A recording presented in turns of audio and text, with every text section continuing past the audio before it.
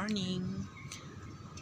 Nahinog na pala yung aking melon, kaya kukunin na natin. Ayan. Oh, hinog na siya. Isa lang yung nabuhay. Inuod kasi hindi ko nabalot. Kaya ito lang yung nabuhay. Pero may sumunod naman na kalabasa. Ayan, kalabasa, ayan.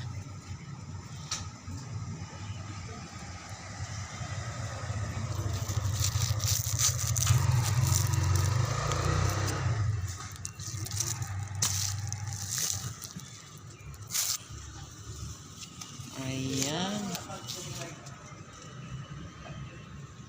Ang aking melon. Kinuha ko ng maaga kasi aalis kami.